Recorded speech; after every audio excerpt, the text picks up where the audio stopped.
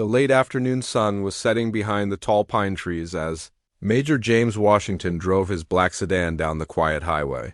He had just finished a long day at the Pentagon, sitting through briefings about military operations overseas. His uniform jacket hung neatly in the back seat, and his military ID was tucked safely in his wallet. After 15 years of serving his country, James was looking forward to getting home to his family. The highway was mostly empty except for a few trucks and cars. Heading in the opposite direction, James kept his speed steady at 65 miles per hour. Right at the speed limit. He was tired but alert, the way his military training had taught him to be. The radio played soft jazz music as he thought about the upcoming weekend with his wife and 2 young children.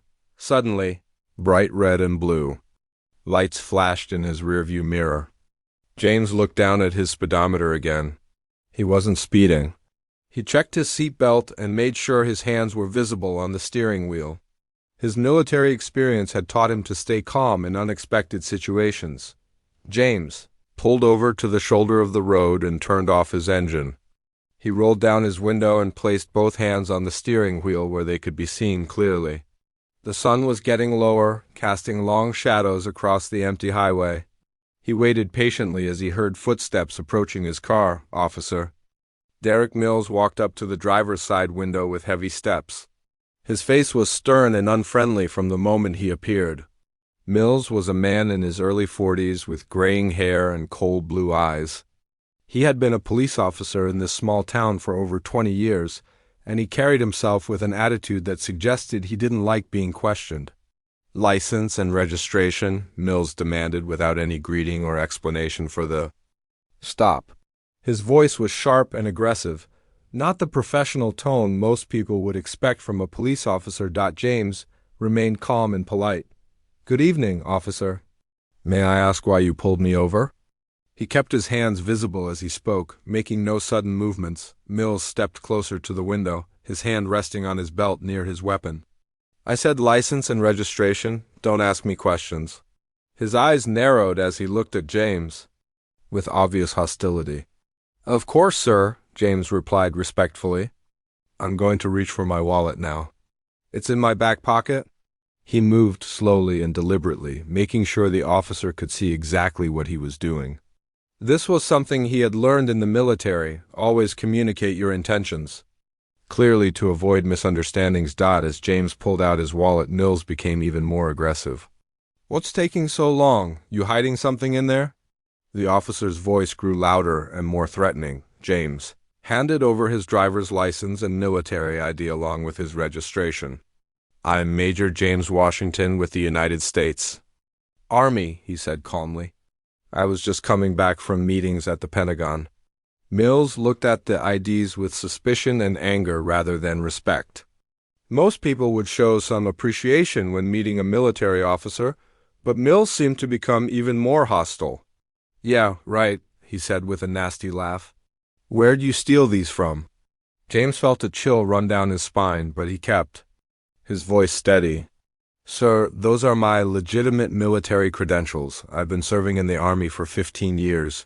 You can verify my identity through military channels if needed." "Don't tell me what I can verify," Mills snapped back. His face was getting red with anger, and he was clearly not interested in treating James with the respect that any citizen deserved, let alone a military officer. The situation was becoming more tense by the minute.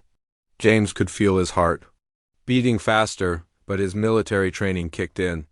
He had been in dangerous situations before in combat zones, and he knew that staying calm was the key to surviving any crisis. "Officer, I haven't done anything wrong," James said quietly. "I wasn't speeding. My car is properly registered and my license is valid. Could you please tell me why you pulled me over?" Mills leaned down closer to the car window, and James could smell alcohol on his breath. The officer had clearly been drinking, which explained his aggressive behavior and poor judgment. "I pulled you over because you look suspicious driving through my town," Mills said with venom in his voice. James realized that this traffic stop had nothing to do with any traffic violation. Mills had pulled him over simply because he was a black man driving through what the officer apparently considered to be his territory. This was racial profiling at its worst, and James knew he was in real danger. "Sir, I have the right to travel freely on public roads," James said, still maintaining his respectful tone despite the officer's obvious bias. "I'm a United States Army officer returning from official duties." Mills stepped back from the car and put his hand on his weapon. "Get out of the car right now," he shouted. "I don't believe a word you're saying. Those IDs are probably fake, and you're probably some kind of criminal." James knew that getting out of the car would put him in even more danger, but he also knew that refusing to follow the officer's commands could make things worse. He had to make a quick decision about how to handle this rapidly escalating situation. "Officer Mills," James said, reading the name tag on the man's uniform, "I'm going to comply with your request, but I want you to know that I'm not armed and I'm not resisting. I'm going to open my door slowly and step out with my hands visible." As James began to open his car door, Mills became even more agitated. "Faster! Move faster!" the officer yelled. Even though James was already moving as quickly as he safely could while keeping his hands visible, James stepped out of his car and immediately raised his hands above his head. He was wearing a neat button-down shirt and dress. Pants, clearly the attire of a professional man, not someone who posed any threat to anyone. But Mills didn't seem to care about James's appearance or his calm demeanor. "Turn around and put your hands on the car," Mills commanded, his voice full of aggression and hate. James complied, placing his hands on the roof of his sedan and spreading his feet apart as directed.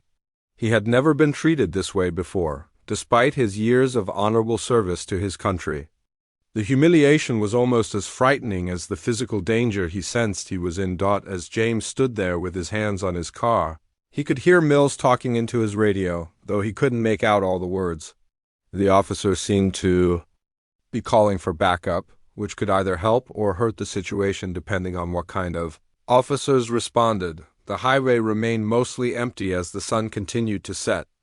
James thought about his family waiting for him at home and wondered if he would see them again. He had faced enemy fire overseas while defending his country, but he had never felt as vulnerable as he did at that moment on a quiet American highway. Being confronted by a police officer who seemed determined to see him as a threat rather than a fellow American, who had devoted his life to serving others. James stood perfectly still with his hands on his car, feeling the cool metal against his palms. The evening air was getting colder, and he could hear the distant sound of crickets starting their night songs. Everything around them was peaceful. Except for the dangerous tension that Officer Mills was creating, Mills walked around the car slowly, like a predator circling its prey. He kept his hand close to his weapon and his eyes locked on James with pure hatred. The officer's breathing was heavy, and James could tell that Mills was working himself up into an even more aggressive state. "So you think you're some kind of hero, huh?" Mills said with a cruel laugh. "Walking around with fake military papers, trying to fool people into thinking you're somebody important." James took a deep breath before responding. His military training had taught him how to deal with hostile situations, but this was different. In combat zones, he knew who the enemy was. Here on an American highway, he was being treated like an enemy by someone who was supposed to protect and serve the community. "Officer Mills, I understand you're doing your job," James said calmly, still facing his car with his hands in place.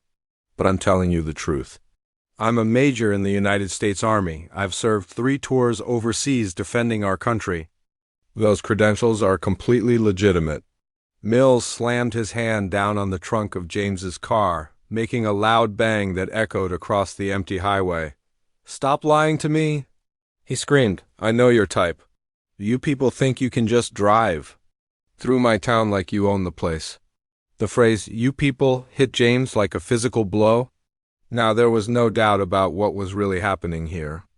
This wasn't about any traffic violation or suspicious behavior. This was about the color of his skin, pure and simple. Mills was showing his true nature, and it was ugly. James turned his head slightly to look at the officer. "Sir, I need you to understand something. I took an oath to defend the Constitution of the United States. That includes defending the rights of every American citizen, regardless of their background. I'm not your enemy. Mills moved closer, getting right up behind. "James, turn around when I'm talking to you," he shouted. "And don't give me any speeches about the Constitution. I know what you really are." James slowly turned around, keeping his hands visible at all times. He looked directly into Mills's eyes and saw nothing but rage and prejudice staring back at him. This was a man who had probably been harboring these feelings for years, and now he had found someone to take them out on. "What do you think I really am?" James asked quietly. He was hoping that maybe, somehow, he could reach whatever decent part of this man might still exist. Mills stepped even closer, close enough that James could smell the alcohol on his breath more strongly now. "You're a troublemaker. You're probably some kind of gang member or drug dealer pretending to be in the military. Real soldiers don't look like you." Those words cut deep, but James forced himself to stay calm. He thought about all the men and women he had served with overseas, black, white, Hispanic, Asian, Native American, all of them united in their commitment to their country. He thought about the friends he had lost in combat, brave soldiers who had died defending the freedom of people like Mills to express their opinions, even hateful ones. "Officer, I've lost friends in Afghanistan and Iraq," James said, his voice thick with emotion. "Good people who died serving this country. Some of them looked exactly like me. They were heroes, and they deserve better than this." Mills laughed again, but this time it was even more cruel. "Save your sob stories for someone who cares. I don't believe a word of it." James could see that reasoning with this man was impossible. Mills had already made up his mind about who James was based on nothing but his appearance. No amount of evidence or respectful conversation was going to change that. The officer walked back to his patrol car and grabbed something from the front seat. James couldn't see what it was, but he heard Mills talking into his radio again. This time, James could make out some of the words. "I've got a suspicious individual here," Mills was saying. "Black male, claiming to be military, but I think he's got fake identification. Might be armed and dangerous." James felt his heart sink. Mills was creating a false narrative that could justify whatever he planned to do next. By describing James as potentially armed and dangerous, the officer was setting up a scenario where he could claim he had to use force to protect himself. Mills walked back over to where James was standing. His hand was now resting directly on his weapon, and his finger was close to the safety mechanism. "Here's what's going to happen," he said in a low, threatening voice. "You're going to get down on the ground, face first, and put your hands behind your back." James knew that compliance might not save him, but resistance would definitely make things worse. "Officer Mills, I'm going to do exactly what you ask. But please understand that I'm not resisting, I'm not armed, and I'm not a threat to you or anyone else." As James slowly began to kneel down, Mills became even more agitated. "Faster! Move faster! You're stalling for time." James was actually moving as quickly as he safely could while making sure not to make any sudden movements that could be misinterpreted. But Mills seemed determined to find fault with everything he did. "I'm moving as fast as I can while keeping everyone safe," James said as he lowered himself to his knees on the rough pavement. The small stones on the road surface dug into his knees through his dress pants. Mills pulled out his weapon and pointed it directly at James. "All the way down, face on the ground, now." James complied, pressing his cheek against the cold asphalt. He could taste the grit and dust from the road, and he could feel small pieces of gravel pressing into his skin. This was one of the most humiliating moments of his life, but he knew that his pride was less important than his survival. As he lay there on the ground, James thought about his children. His daughter was only 8 years old, and his son was 6. They were probably at home right now, maybe doing homework or playing games, waiting for their father to come home from work. They had no idea that their dad was lying face down on a highway, being threatened by a police officer who saw him as less than human. Mills kept the gun pointed at James while he reached for his handcuffs. "Don't even think about moving," said. "I'm watching every muscle in your body."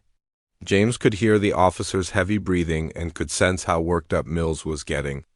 This was a man who was spiraling out of control, and James was completely at his mercy. All he could do was follow orders and hope that somehow this situation would end without violence. "I'm not moving, officer," James said, his voice muffled. "By the pavement. I'm completely still. Please don't hurt me. I have a family." But Mills didn't seem to care about James's family or his feelings or his rights as an American citizen. The officer was operating purely on hate and fear, and that made him extremely dangerous. James lay motionless on the cold pavement, feeling every sharp piece of gravel pressing into his cheek and chest. The evening air was getting colder, and he could see his breath forming small clouds in front of his face. His heart was beating. So fast he was sure Officer Mills could hear it, but he forced himself to remain completely still. Mills stood over him with his weapon drawn, breathing heavily like a man who had just run a marathon. The officer's hands were shaking slightly, which made James even more nervous. A person with a gun whose hands are shaking is extremely dangerous, even if they don't mean to hurt anyone. "Put your hands behind your back," Mills commanded, his voice cracking with tension and anger. James slowly moved his arms behind his back, making sure every movement was deliberate and visible. "I'm complying, officer," he said quietly. "My hands are behind my back. I'm not resisting in any way." As James positioned his hands, he felt Mills grab his wrist roughly and snap a handcuff around it. The metal was cold and tight, cutting into his skin. The officer was being unnecessarily rough, jerking James's arms and making the handcuffs tighter than they needed to be. "These feel too tight," James said, trying to maintain his respectful tone despite the pain. "Could you please loosen them just a little?" Mills yanked the other handcuff even tighter and laughed cruelly. "You'll live," he said. "Maybe this will teach you not to drive through my town acting like you own the place." James wanted to point out that this was a public highway, not Mills's personal property, but he knew that arguing would only make things worse. He had to focus on surviving this encounter and getting home to his family. With his hands cuffed behind his back, James felt completely helpless. He was trained in combat situations, but all of his training assumed he would have the use of his hands and the ability to defend himself. Now he was at the complete mercy of a man who clearly had no intention of showing him any mercy. Mills stepped back and kept his weapon pointed at James. "Now I'm going to search your car," he said. "And, if I find anything illegal, you're going to be in even more trouble than you already are." James knew there was nothing illegal in his car. He didn't drink alcohol, he didn't use drugs, and he certainly didn't carry any weapons other than what was legally allowed. But he also knew that crooked police officers sometimes planted evidence to justify their actions. "Officer, you have my permission to search the car," James said. "But I want to make it clear that there's nothing illegal in there. I'm a military officer, and I follow all laws." Mills walked around to the passenger side of James's car and opened the door. He began pulling things out roughly: James's military jacket, some paperwork from the Pentagon, a water bottle, and a small bag containing energy bars that James kept. For long drives, the officer threw each item on the ground carelessly, clearly hoping to find something he could use against James. When he found the Pentagon paperwork, he held it up and laughed mockingly. "More fake documents?" Mills said loudly. "You really went all out trying to make this look real, didn't you?" James felt a surge of anger at seeing his legitimate military documents treated with such disrespect, but he forced himself to stay calm. "Those documents are real, officer. You can contact the Pentagon to verify them if you want." Mills ignored him and continued searching the car. He opened the glove compartment and dumped everything out onto the ground. He looked under the seats and in the trunk, becoming more frustrated as he failed to find anything incriminating after several minutes of frantic searching. Mills came back to where James was lying. The officer was clearly angry that he hadn't found any evidence to support his claims that James was a criminal. "Where are you hiding it?" Mills demanded, pointing his weapon at James again. James was confused. "Hiding what, officer? I told you there's nothing illegal in my car." "Don't play dumb with me," Mills shouted. "The drugs, the weapons, whatever you're trafficking through my town." James realized that Mills was completely detached from reality. The officer had convinced himself that James was some kind of major criminal, despite having no evidence whatsoever to support that belief. "Officer Mills, I'm a United States Army major," James said slowly and clearly. "I don't use drugs, I don't sell drugs, and I don't carry illegal weapons. I was simply driving home from work at the Pentagon." Mills's face turned red with rage. "Stop lying to me," he screamed. "I know what you are." At that moment, James heard the sound of another car approaching. A small silver sedan was coming down the highway, the first vehicle to pass by since this nightmare had begun. James felt a tiny spark of hope that maybe someone would see what was happening and call for help. The car slowed down as it approached the scene. Inside, an elderly woman named Mrs. Patterson was driving home from visiting her sister. She could see a police officer standing over someone on the ground, and something about the situation didn't look right to her. Mrs. Patterson pulled over about 50 yards away and got out of her car. She was too far away to hear what was being said, but she could see that the officer had his weapon drawn and was pointing it at someone lying on the ground. Something told her that she needed to record what was happening. Mrs. Patterson had heard too many stories on the news about police officers behaving badly, and she knew that sometimes video evidence was the only thing that could protect innocent people. She pulled out her phone and started recording, making sure to stay far enough away that she wouldn't interfere, but close enough that her camera could capture what was happening. Mills noticed the car and the woman with the phone, and this made him even more agitated. "Hey," he shouted at Mrs. Patterson, "move along, this is police business." But Mrs. Patterson didn't move. She was a retired school teacher who had spent 40 years standing up to bullies, and she wasn't about to be intimidated by this angry police officer. Mills turned his attention back to James, and his anger was now at a dangerous level. The presence of a witness seemed to make him more desperate rather than more careful. "Get up," Mills commanded James. "Slowly." James struggled to get to his feet with his hands cuffed behind his back. It was difficult and painful, but he managed to stand up without falling. His knees were scraped and bleeding from the rough pavement, and his dress shirt was torn and dirty. "Turn around and face me," Mills ordered. James turned around slowly, and Mills could see the calm dignity in his eyes despite everything that had happened. This seemed to anger the officer even more. "You think you're better than me?" Mills said, his voice shaking with rage. "You think because you have those fancy fake papers you can look down on me?" James shook his head. "I don't think I'm better than anyone, officer. I just want to go home to my family." Mills raised his weapon and pointed it directly at James's chest. His finger was on the trigger, and James could see the madness in the man's eyes. "You should have stayed in your own neighborhood," Mills said coldly, from her position down the highway. Mrs. Patterson could see that something terrible was about to happen. She made sure her phone was recording and said a silent prayer for the man whose life was in danger. The sound of gunshots echoed across the empty highway like thunder on a clear day.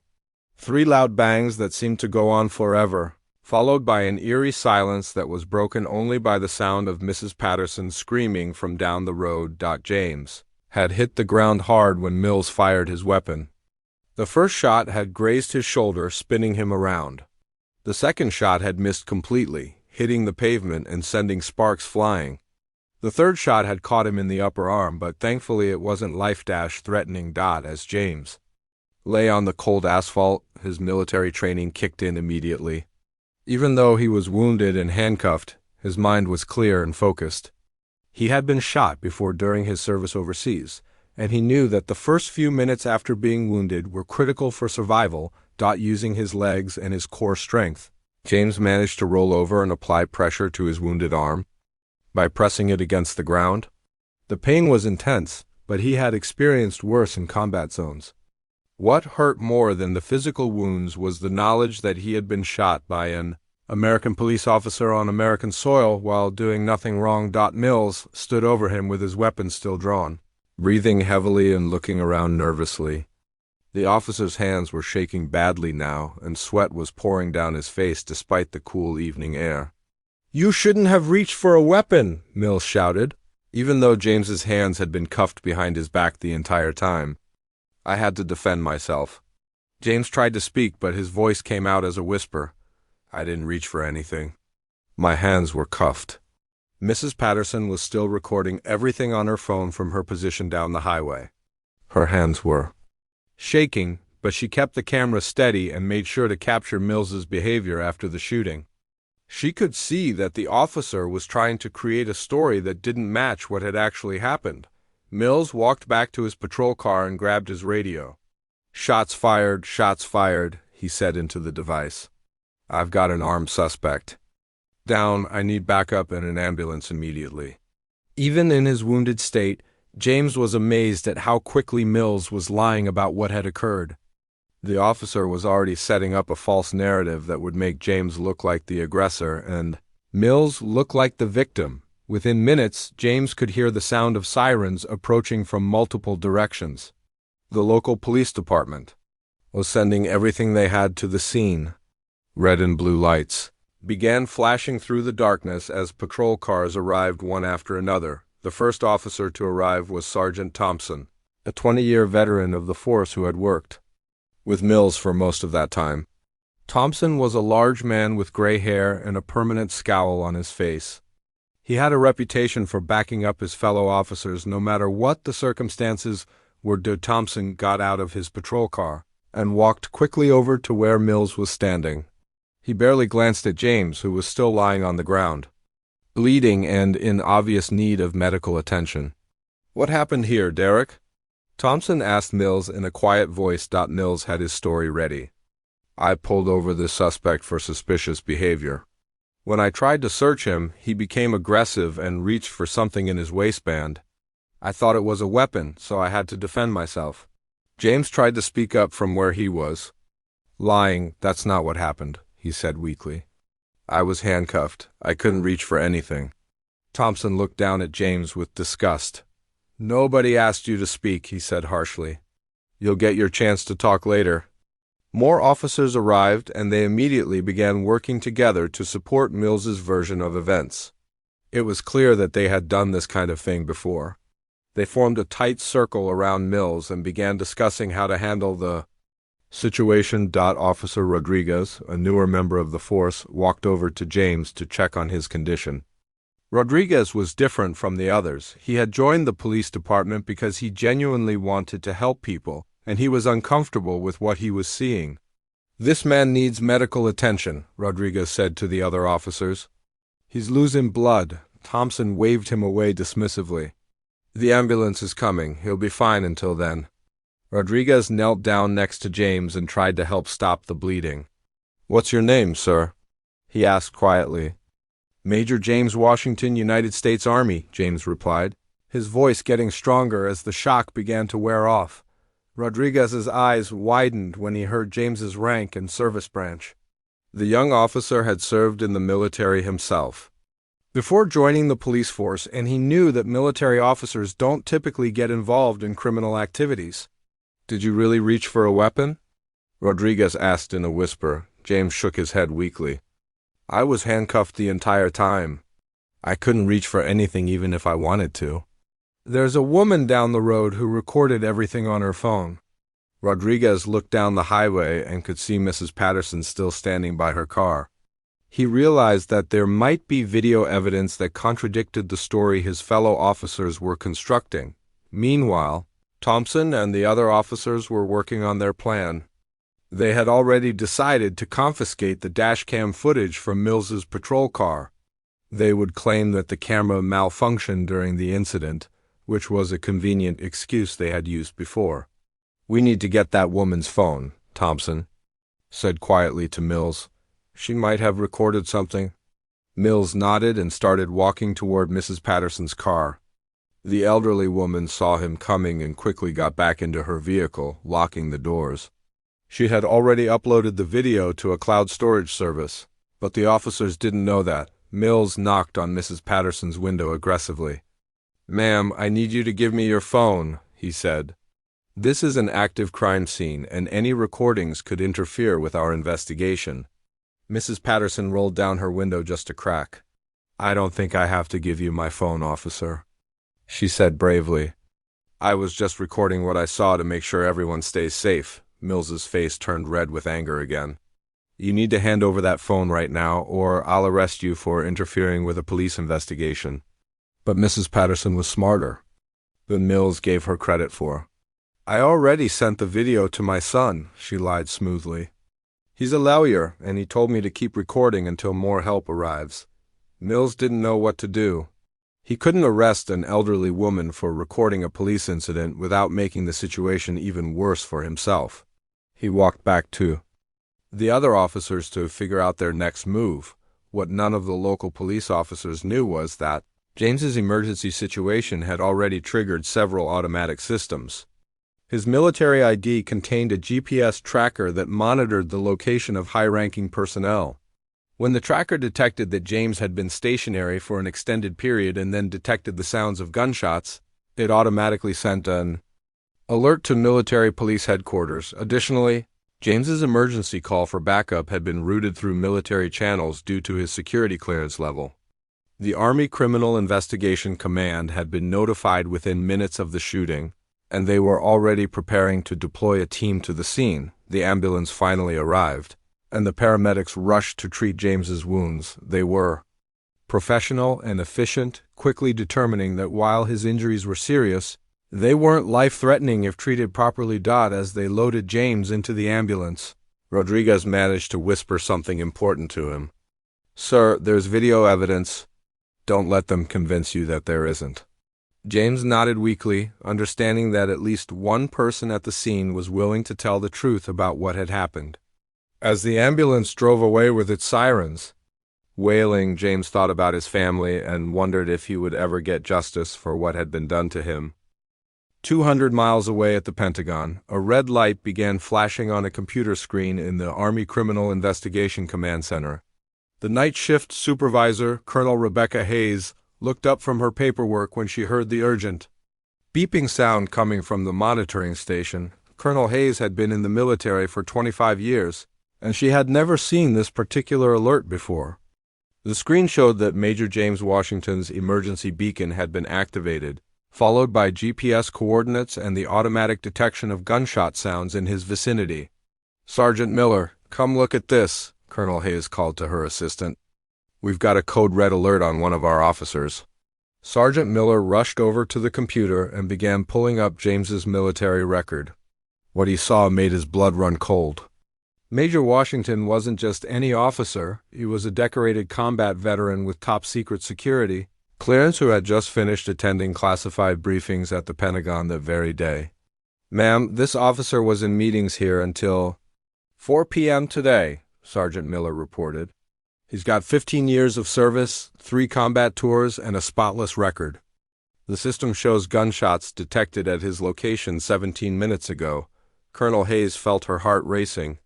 An attack on a high-ranking military officer with security clearance wasn't just a local police matter. It was a potential national security issue. If someone was targeting military personnel, it could be part of a larger threat against the country. Get me a direct line to General Patricia Hawkins immediately, Colonel Hayes ordered, and start preparing an emergency response. Team, I want to know everything about what happened to Major Washington in the next 10 minutes. While Sergeant Miller worked on contacting the general, Colonel Hayes pulled up the detailed alert information on her computer. The GPS tracker showed that James had been stopped on a highway outside a small town called Millfield. The emergency beacon had detected his elevated heart rate and stress levels for over 30 minutes before the gunshots occurred. Most importantly, the system showed that James's emergency call had been automatically routed to military police dispatch when his phone detected that he was in distress. A recording of his voice calling for backup was already stored in the Pentagon's emergency response database. Within 5 minutes, General Patricia Hawkins was on the secure phone line from her home. General Hawkins was a tough, no-nonsense woman who had worked her way up through the ranks over 30 years. She had personally recommended James for his current position, and she knew him to be one of the most professional officers she had ever worked with. Colonel Hayes, give me the situation report, General Hawkins said in her crisp, authoritative voice. Ma'am, Major James Washington was shot approximately 25 minutes ago. During what appears to be a traffic stop in Millfield, he's alive, but wounded. Local police are on scene, but we have reason to believe this wasn't a normal law enforcement encounter. General Hawkins was quiet for a moment, processing the information. What makes you think this wasn't normal? The emergency. Beacon data shows that Major Washington was in distress for over 30 minutes before shots were fired. His heart rate and stress indicators suggest he was facing a serious threat for an extended period. In my experience, routine traffic stops don't last that long or cause that level of physical stress. General Hawkins had heard enough. Colonel, I'm implementing Protocol 7 Alpha immediately. I want a full federal response team deployed to that location within 2 hours. Contact the FBI, the Department of Justice, and the Secretary of Defense's office. This is now a federal matter.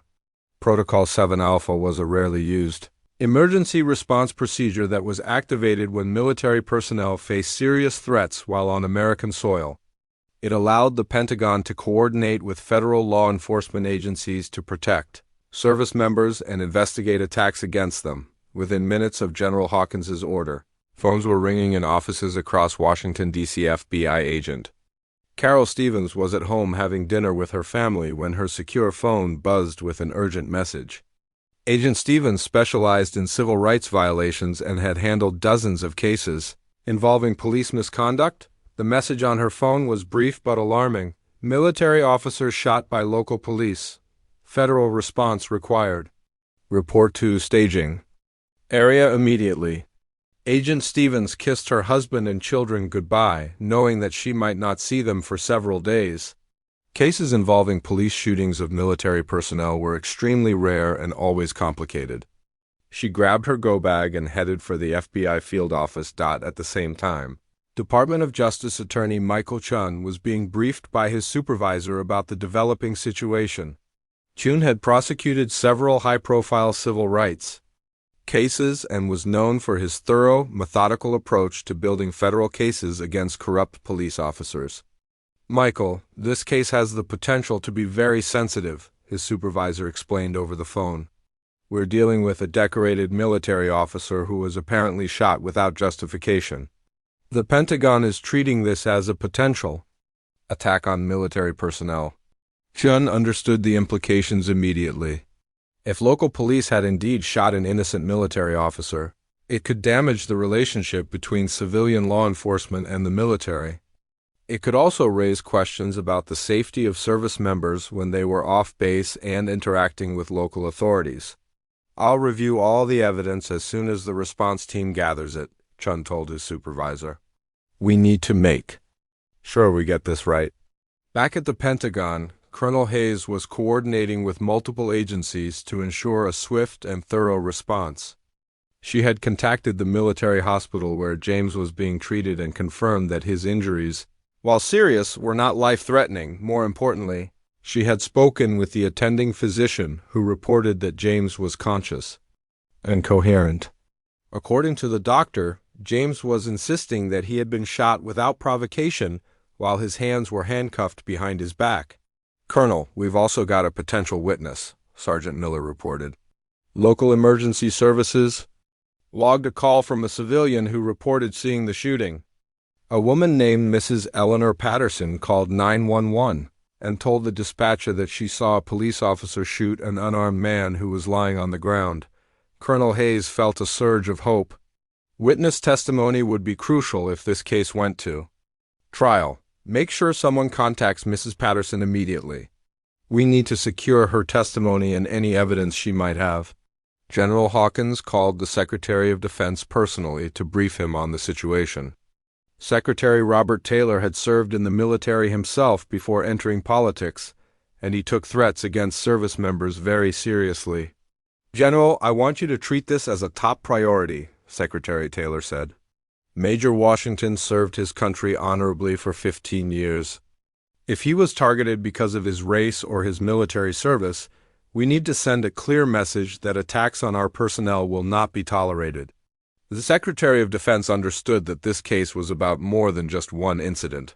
Military Families across the country would be watching to see how the government responded when one of their own was attacked.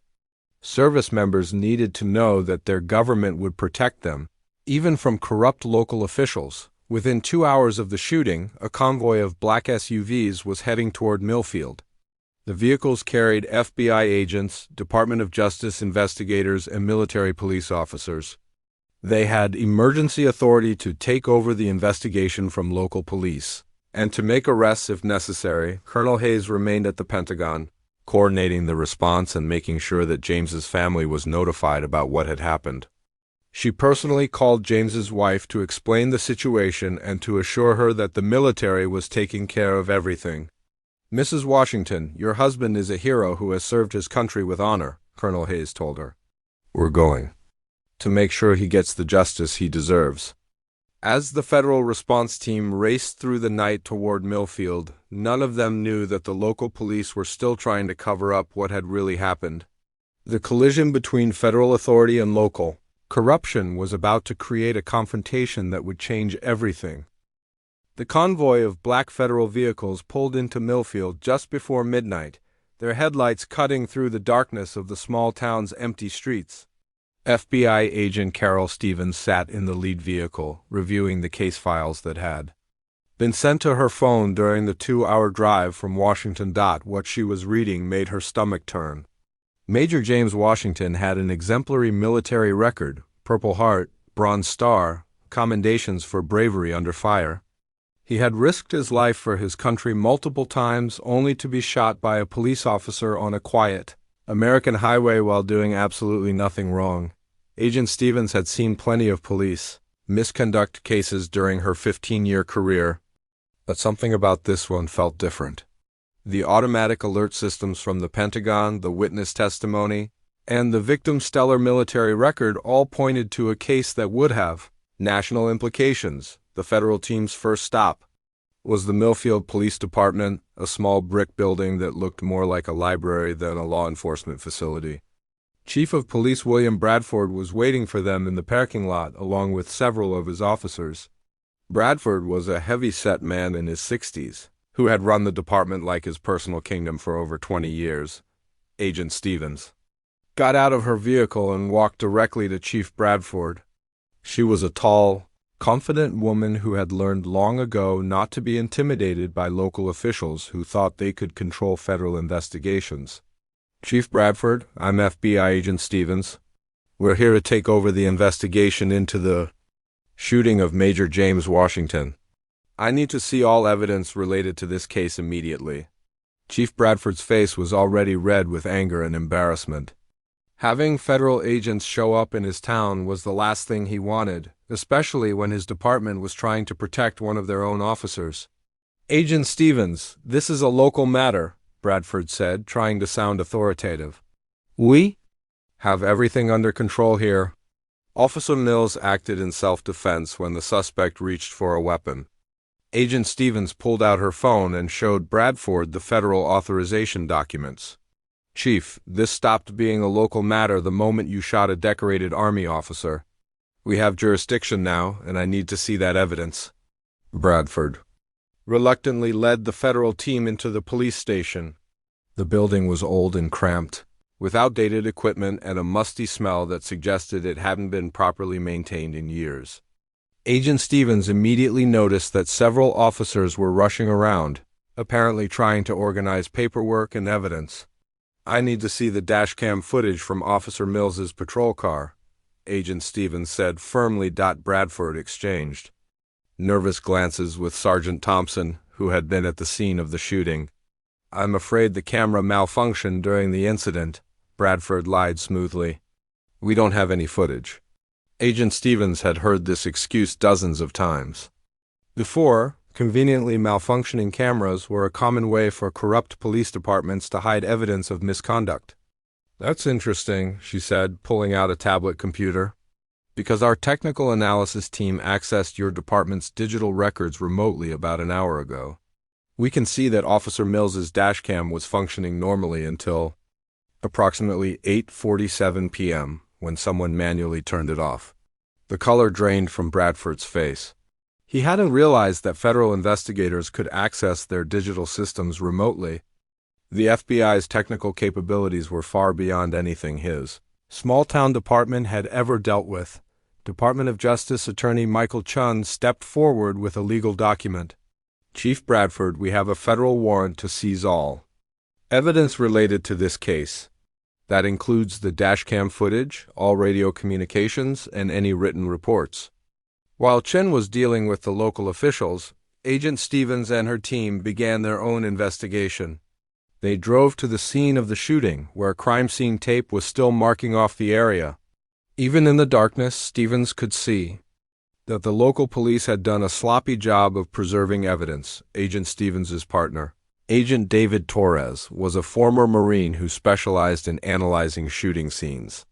Torres had investigated dozens of officer-involved shootings during his career, and he could usually tell within minutes whether a shooting was justified or not.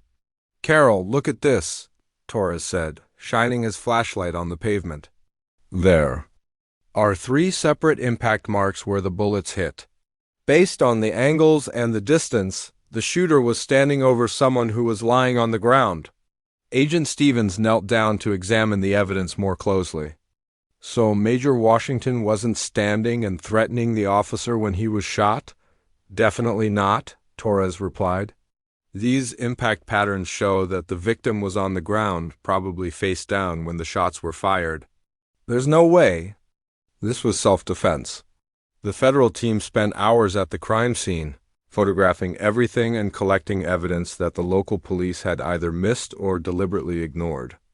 They found James's blood on the pavement, shell casings from Mills's weapon, and even small pieces of fabric from James's torn shirt. Most importantly, they found something the local police had overlooked, a small piece of metal from James's handcuffs that had broken off during the struggle. This physical evidence would prove that James had indeed been handcuffed when he was shot, contradicting Mills's claim that James had reached for a weapon while the crime scene team worked. Agent Stevens drove to the hospital to interview James.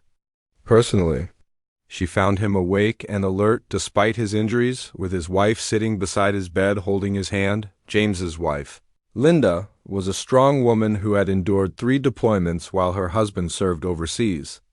But seeing him lying in a hospital bed after being shot by an American police officer was almost more than she could bear.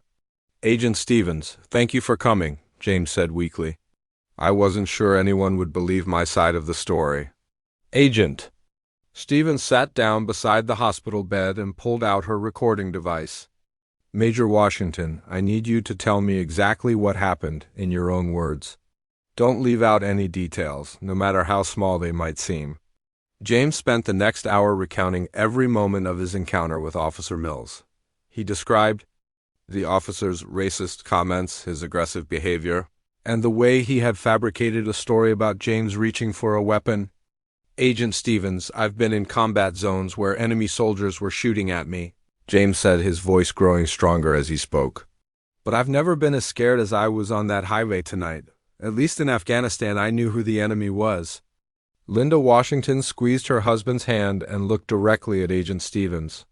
"My husband has given 15 years of his life to this country. He's been shot at by terrorists and insurgents, but he never expected to be shot by an American police officer for the crime of driving while black." Agent Stevens felt a surge of anger at the injustice James had suffered, but she kept her emotions in check. She needed to build a solid case that would hold up in federal court and send a clear message that attacks on military personnel would not be tolerated. "Major Washington, I want you to know that we're going to get justice for you," she said firmly. "We have federal jurisdiction, we have evidence, and we have witnesses. Officer Mills and anyone who helped cover this up are going to face serious federal charges." As Agent Stevens left the hospital, she got a call from Agent Torres at the crime scene. "Carol, you need to get back here. Mrs. Patterson, the woman who witnessed the shooting, just showed up with her phone. She's got the entire incident recorded in high-definition video." Agent Stevens smiled for the first time since arriving in Millfield. Video evidence would make their case ironclad and ensure that Mills couldn't escape justice by lying about what had really happened. Agent Stevens arrived back at the crime scene just as Mrs. Eleanor Patterson was showing her phone video to Agent Torres. The elderly woman had waited patiently for hours, knowing that what she had recorded could change everything about this case. "Mrs. Patterson, I'm FBI Agent Stevens," she said, extending her hand to the brave woman who had risked her own safety to document the truth. "Agent Torres tells me you have video footage of the incident." Mrs. Patterson nodded firmly, her gray hair still perfectly styled despite the long evening. "I've been a school teacher for 40 years, Agent Stevens. I know wrong when I see it." "And what that officer did was completely wrong?" She held up her phone, and Agent Stevens could see that the video was crystal clear. The newer smartphones had excellent cameras, and Mrs. Patterson had kept the phone steady throughout the entire incident. "This shows everything," Mrs. Patterson explained. "You can see that young man was handcuffed and lying on the ground when the officer shot him. There was no weapon, no threat, nothing that would justify what happened." Agent Torres connected Mrs. Patterson's phone to a larger tablet so the federal team could review the footage together. What they saw made their case absolutely bulletproof. The video clearly showed James lying motionless on the pavement with his hands cuffed behind his back when Officer Mills fired his weapon. Even more damaging was the audio portion of the video. Mrs. Patterson's phone had picked up Mills's racist comments and his lie about James reaching for a weapon. The video proved beyond any doubt that Mills had shot an innocent, unarmed, and restrained man. "Mrs. Patterson, this video is going to ensure that justice is served," Agent Stevens said gratefully. "You showed incredible courage by recording this and coming forward." The elderly woman smiled sadly. "Agent Stevens, I have grandchildren who might face situations like this someday. I couldn't live with myself if I didn't do everything possible to make sure the truth came out." While the federal team was reviewing the video evidence, word was spreading throughout the Millfield Police Department that their cover-up attempt had failed completely. Officer Mills was pacing around the police station like a caged animal. Realizing that his lies were falling apart, Chief Bradford was frantically making phone calls, trying to find a way to protect his department from federal prosecution. But he was learning that when the FBI and the Department of Justice decide to investigate a case, local political connections don't matter very much. Sergeant Thompson, who had helped coordinate the cover-up, was beginning to panic as well. He had been involved in covering up misconduct before, but never anything this serious. Federal civil rights charges could result in decades in prison, and Thompson had a family to think about. At 2 a.m., Agent Stevens and her team returned to the police station with federal arrest warrants. The small building was now surrounded by FBI vehicles, and Agent Stevens walked through the front door with the confidence of someone who held all the cards. "Chief Bradford, Officer Mills, Sergeant Thompson," she announced loudly. "You're all under arrest for federal civil rights violations, obstruction of justice, and conspiracy to deprive Major Washington of his constitutional rights." Mills tried to run when he heard the word arrest, but federal agents were positioned at every exit. He made it about 10 feet before being tackled to the ground and handcuffed.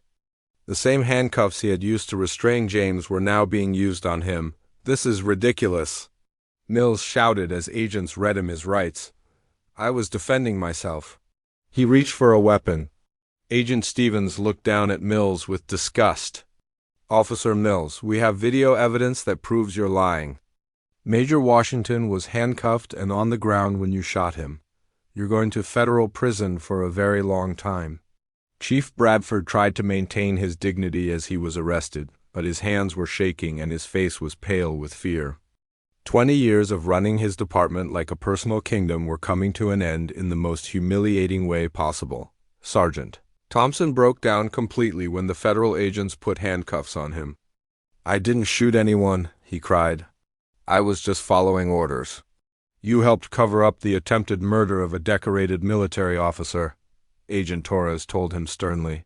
"That makes you an accessory to federal crimes."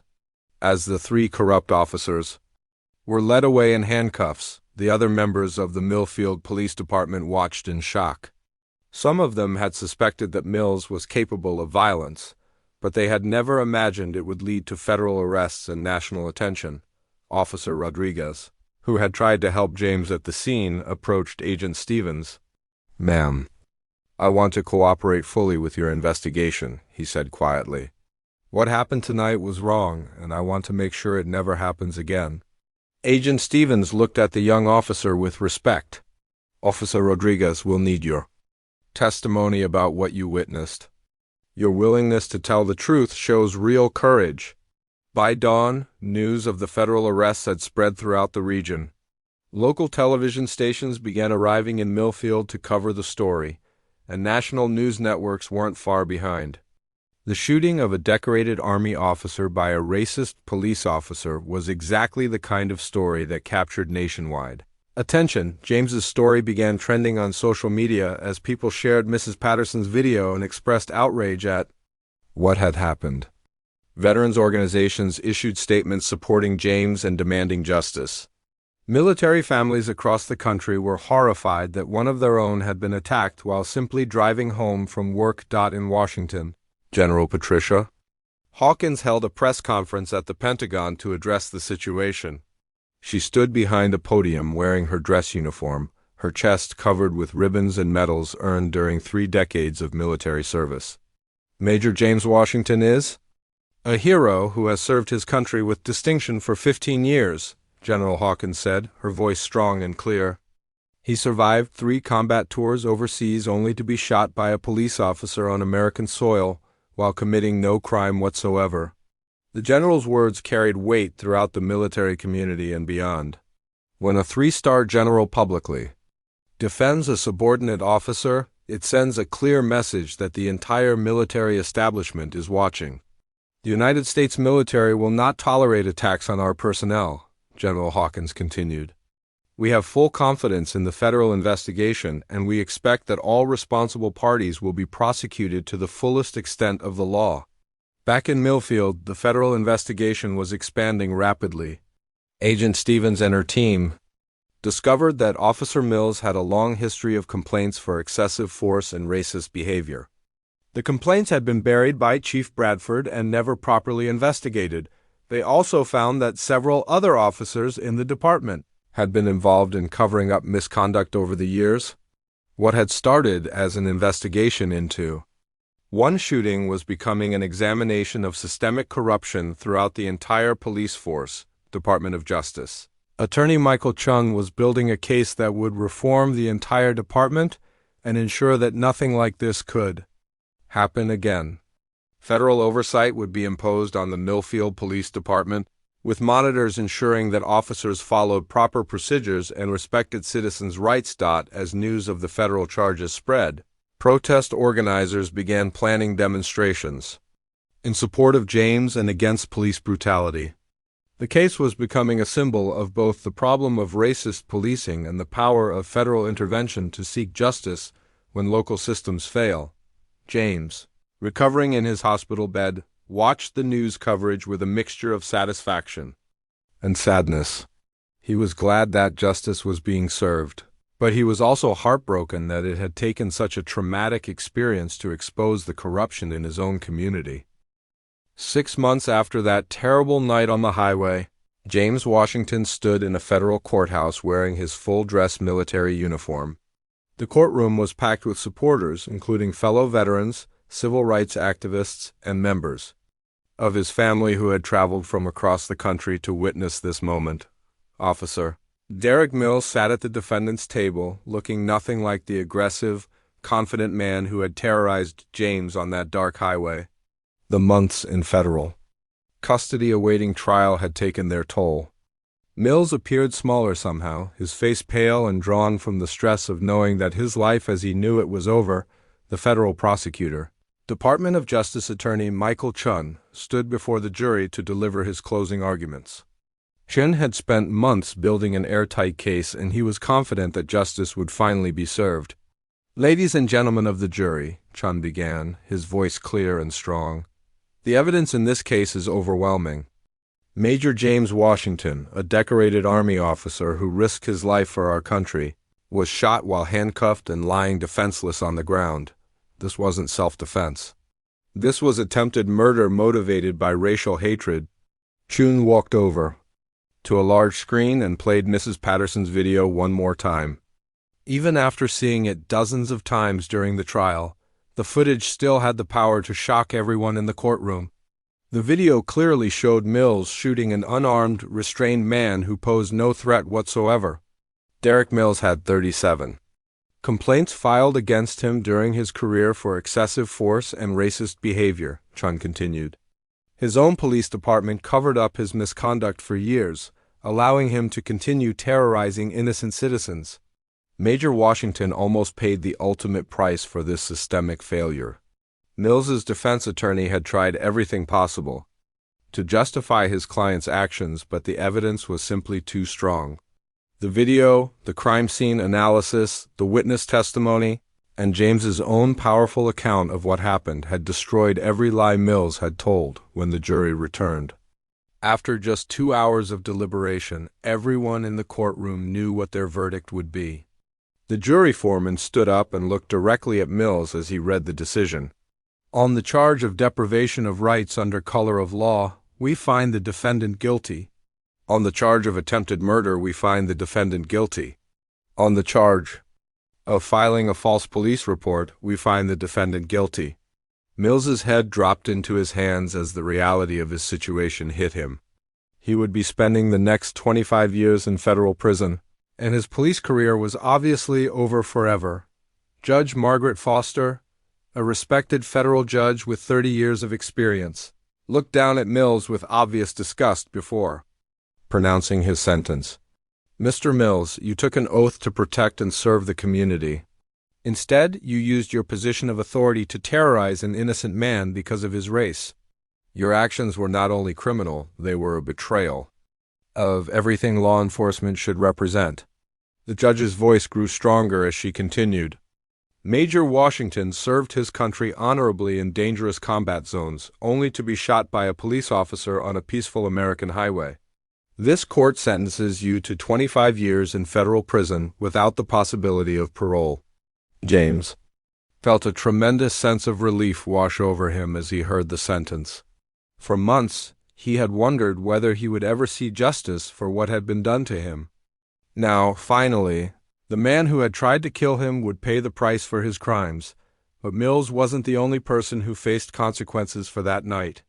Chief Bradford received 15 years in federal prison for his role in the cover-up, for allowing a pattern of misconduct to continue in his department.